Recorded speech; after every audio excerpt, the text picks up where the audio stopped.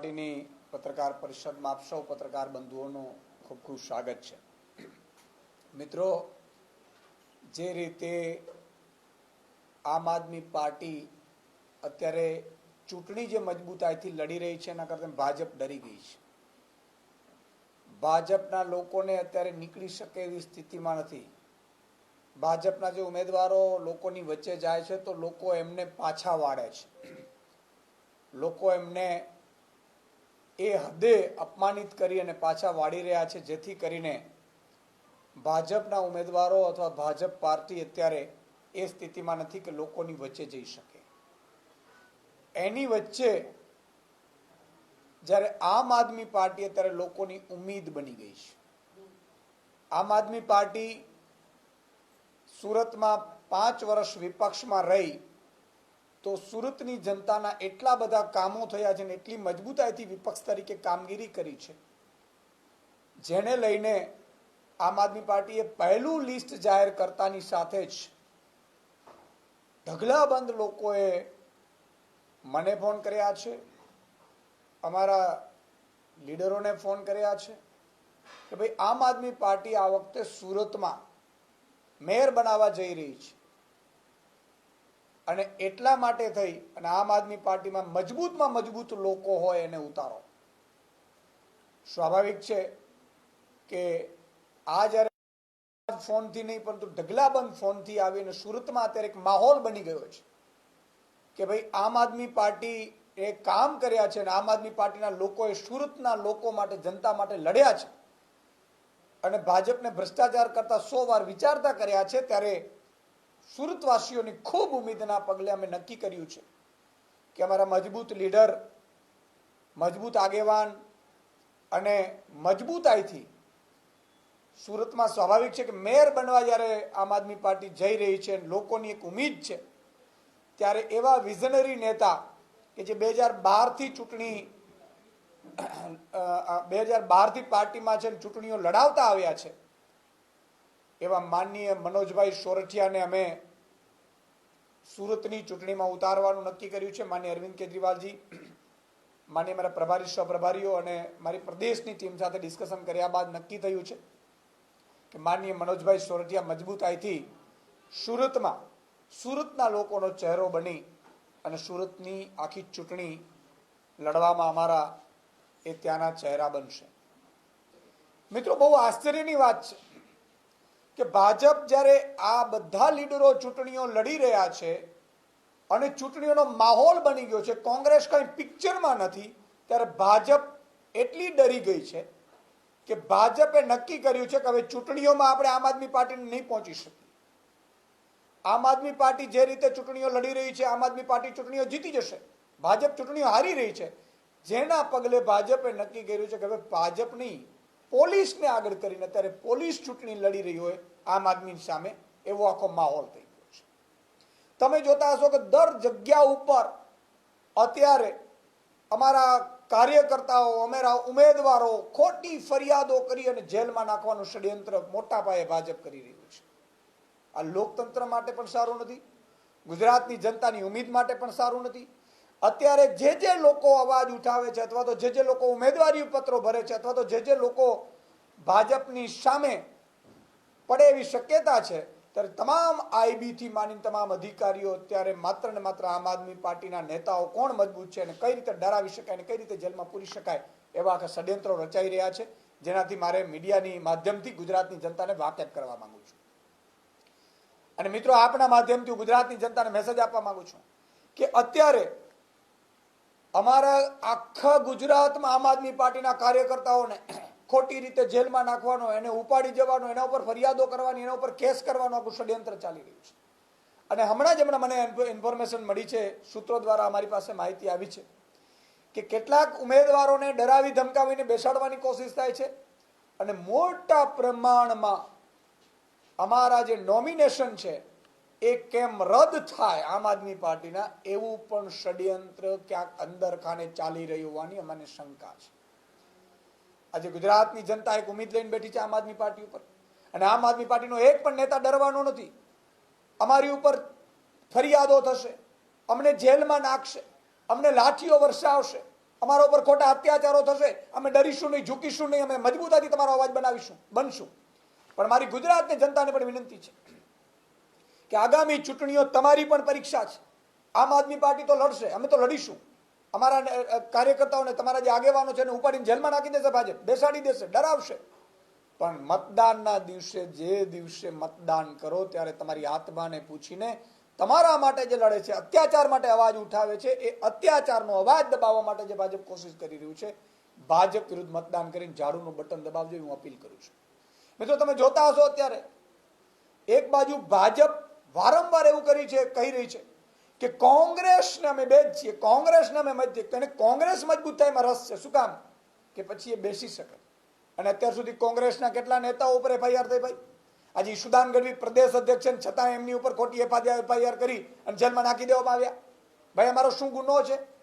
અમે શું ગુનો કર્યો છે ભાઈ? અમે લોકોનો અવાજ બનીએ છીએ.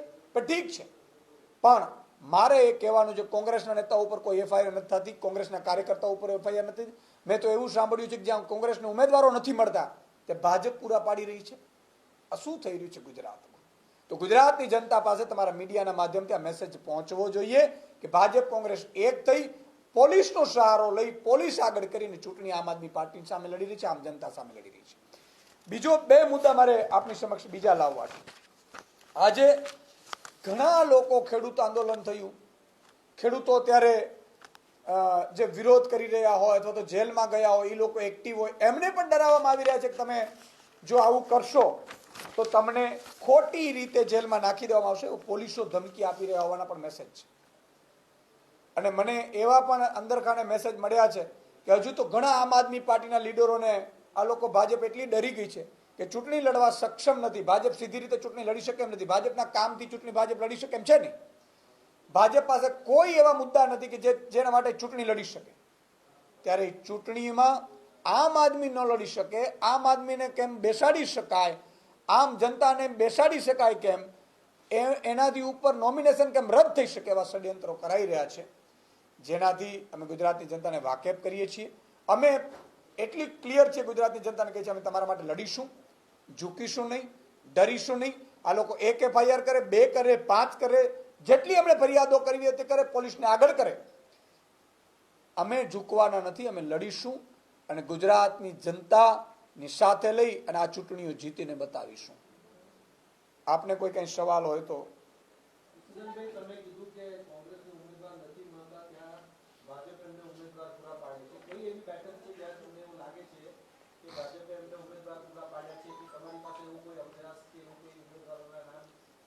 અત્યારે જે રીતે માહિતી મળી રહી છે, તમે જુઓ, આમ આદમી પાર્ટીના આટલા કેન્ડિડેટો ઉપર એફઆઈઆરો થઈ, અમારા નોમિનેશનો રદ થાય એના માટેના ષડયંત્રો થઈ રહ્યા છે. અમારા તમામ નેતાઓને ઇન્ક્લુડિંગ પ્રદેશ અધ્યક્ષને જેલમાં નાખવાનું કારશું થઈ રહ્યું. તો કોંગ્રેસનું કેમ નથી થતું ભાઈ? કોંગ્રેસના નેતાઓને સામે કેમ એફઆઈઆર નથી થતી ભાઈ? કેમ કોંગ્રેસ ગુજરાતને, ભાજપને નડતી નથી ભાઈ? બહુ સ્પષ્ટ છે. અને અમને તો અંદરખાને માહિતીઓ મળે છે. તો માહિતીઓ ચેક કરો, તમને પણ મળશે. તમે પણ ચેક કરશો, ઇન્વેસ્ટિગેટિવ જર્નલિઝમ કરશો, તમને પણ મળશે.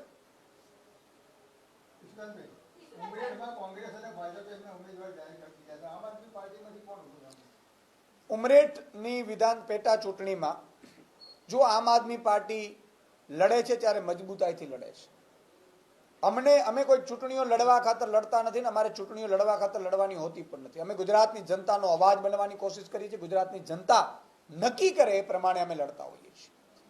આજે ઉમરેઠની જે વિધાનસભાની ચૂંટણી આવી, અમારો ફોકસ અત્યારે સ્થાનિક સ્વરાજ્યની ચૂંટણીમાં 100% ફોકસ અમારો આપવાનું છે. અને જ્યાં અમારું 100% ફોકસ આપવાનો છે એના ભાગરૂપે આમ આદમી પાર્ટીનો પ્રદેશ નેતૃત્વ અને શીર્ષ નેતૃત્વએ નક્કી કર્યું છે કે ઉમરેઠની પેટા ચૂંટણી આમ આદમી પાર્ટી નહીં લડે, ભલે ભાજપ અને કોંગ્રેસ લડે. અને ભાજપ અને કોંગ્રેસ વારંવાર એવું કહે છે કે આ એની બી ટીમ છે ને આ એની બી ટીમ છે. હું એમને અભિનંદન આપીશ કે તમારામાં તાકાત હોય, કોંગ્રેસને પણ કહીશ તમારામાં તાકાત હોય તો ભાજપને હરાવીને બતાવજો. નહીં તો એક ચૂંટણી આમ આદમી પાર્ટી લડી હતી વિસાવદરની, ભાજપના જેટલા પણ નેતાઓ, મંત્રીઓ, મુખ્યમંત્રી, પ્રધાનમંત્રી ઉતર્યા હતા, છતાં પણ ગુજરાતની જનતાને સાથે લઈને આમ આદમી પાર્ટી જીતીને બતાવ્યું હતું.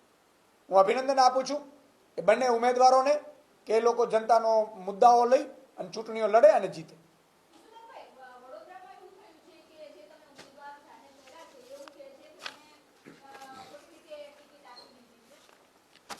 બિલકુલ, તમે જે મુદ્દો કર્યો એના પણ મારી પાસે પુરાવાઓ છે. વડોદરામાં જે વ્યક્તિએ કાંતાબેન નટવરસિંહ પઢિયા એમણે ફોર્મ ભરેલું છે, હું વારંવાર કહું છું ને કે આ ચૂંટણી પોલીસ અને આમ આદમી પાર્ટી લડી રહી છે. એટલે ગુજરાતની જનતાને હું કહું છું કે ભાજપ ચૂંટણી નથી લડી રહી. ભાજપના અદના કાર્યકર્તાઓ પણ ખૂબ નારાજ છે ભાજપની આ સિસ્ટમથી. ભાજપે અત્યારે કામના મુદ્દા ઉપર જઈ શકે એમ નથી. મોંઘવારી વધી ગઈ છે, ભ્રષ્ટાચાર ચરમસીમાએ છે, ગટરની વ્યવસ્થાઓ નથી, પાણી ભરાય છે, શહેરોમાં રહેવા લાયક રહેવા નથી દીધું, સારા જેટલા પણ ભાજપના વિરોધીઓ તેના મકાનો તોડી પાડ્યા છે. એટલે ભાજપને કોઈ મત આપવા તૈયાર નથી, ભાજપના લોકોને ઘૂસવા દેવા તૈયાર નથી. સોસાયટીઓમાં બેનરો લગાડવામાં આવ્યા છે કે ભાજપના નેતાઓએ પ્રવેશ નહીં કરવો.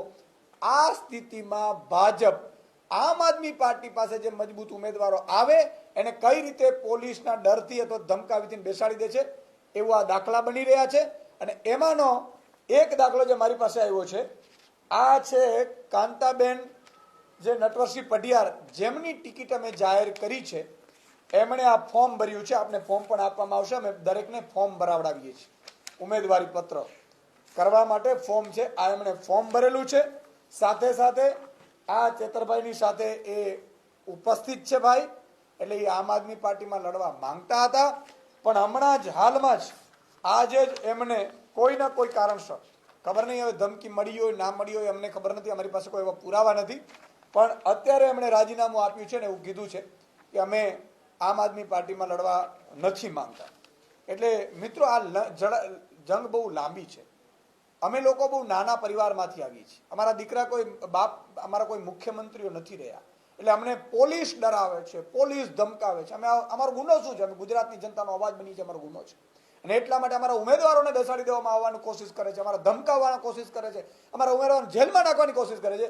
ગુજરાતની જનતાને, ભાજપના અદના કાર્યકર્તાઓને, કોંગ્રેસના અદના કાર્યકર્તાઓને વિનંતી કરું છું કે આમ આદમી પાર્ટીમાં અમે માત્ર વ્યવસ્થાનો ભાગ છીએ. ચૂંટણીઓ તમે લડો છો, ગુજરાતની જનતાને તમારે જીતાડવાની છે, તો તમામ લોકો મત છે એ ઝાડુને આપે એવી હું વિનંતી કરું છું. અમે આટલી ચારે બાજુથી મોરચા માંડ્યા છે ભાજપે અને પોલીસે, એની સામે અમે લડી રહ્યા છીએ. એક નાના લોકો છીએ, સામાન્ય પરિવારમાંથી આવીએ છીએ, અમારો ગુનો એ છે કે અમે તમારો અવાજ બનીએ છીએ, ત્યારે આ લોકો ચારે બાજુથી મહાભારત અને યુદ્ધની જેમ સ્થિતિ કરી લીધી છે. અભિમાનીઓને ઘેરી લીધો તો ચારે બાજુથી ખોટી રીતે, એવી જ રીતે આમ આદમી પાર્ટીને ઘેરવાની કોશિશ થઈ છે. આમ આદમી પાર્ટી ડરવાની નથી, ઝૂકવાની નથી, પણ મતદાન તો જનતાએ કરવાનું છે. જનતાને અપીલ કરું છું, ભાજપના અદના કાર્યકર્તાઓને અપીલ કરું છું કે લોકતંત્ર બચાવવાનો છે, કોંગ્રેસના અદના કાર્યકર્તાઓને કરું છું અપીલ કે તમારે પણ આ ગુજરાતને બચાવવાની જરૂર છે. એટલે આમ આદમી પાર્ટી માટે મહેનત કરજો અને ઝાડુને બટન દબાવજો એવી મારી વિનંતી છે ગુજરાતની જનતા. એક બીજો મુદ્દો પણ મારા ધ્યાનમાં આવ્યો છે. દરેક લોકો અત્યારે એક ફેશન બની ગઈ છે ગુજરાતીઓનું અપમાન કરવાની. અરજી પડે તે વ્યક્તિઓ જ્યાં જ્યાં પોતાને લાગે ચૂંટણીઓ લડવા માટે ત્યાં વારંવાર ગુજરાતીઓનું અપમાન કરે છે. માનનીય કોંગ્રેસના રાષ્ટ્રીય અધ્યક્ષ ખડગેજીએ આજે જ્યારે કેરળમાં જઈ અને ચૂંટણી પ્રચારના અર્થે કંઈક ગયા હશે ખબર નહીં, એમણે ગુજરાતીઓનું અપમાન કર્યું છે. એમને ખબર હોવી જોઈએ કે મહાત્મા ગાંધી અંગ્રેજોની સામે જે લડ્યા છે એ અમારા ગુજરાતી છે. એમણે વિદેશમાં બેરિસ્ટરમાંથી ભણીને આવ્યા, સાઉથ આફ્રિકામાં નોકરી કરતા હતા, સૂટ બૂટમાં, અહીંયા ધોતી પહેરીને આ અંગ્રેજોને અહિંસાના રસ્તે જઈ અને અંગ્રેજોને ભગાડીને આઝાદી લાવવામાં મહત્વનો ફાળો મહાત્મા ગાંધીજીનો છે. અમારા સરદાર વલ્લભભાઈ પટેલ ગુજરાતી છે કે જેમણે છેલ્લે તમે જુઓ હૈદરાબાદ કે જુનાગઢ હોય એ સફળ ઓપરેશનો પાર પાડી એ વ્યક્તિએ આજે અખંડ ભારતને અખંડ ભારત બનાવ્યું છે. એ સરદાર વલ્લભભાઈ ગુજરાતી છે.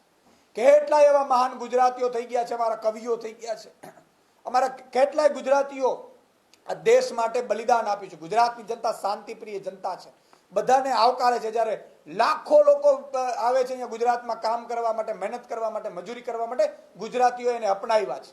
ત્યારે ગુજરાતીનું અપમાન આ કોંગ્રેસે કર્યું છે, ક્યારેય સહન નહીં કરી લેવામાં આવે. હું દરેક ગુજરાતીને વિનંતી કરું છું કે ભાજપથી આપણે કંટાળી ગયા છે, ત્રાહિમામ પોકારી ગયા છે. સામે પક્ષે કોંગ્રેસે પણ જો ગુજરાતીનું અપમાન કર્યું છે, આપણું અપમાન કર્યું છે, તમારા અને મારા દાદાજીનું અપમાન કર્યું છે, કોંગ્રેસને પણ આગામી સ્થાનિક સ્વરાજ્યની ચૂંટણીમાં મત ન આપતા અને ગુજરાતીઓએ ગુજરાતીનો બદલો લે, ઝાડુને બટન દબાવે એવી હું વિનંતી કરું છું.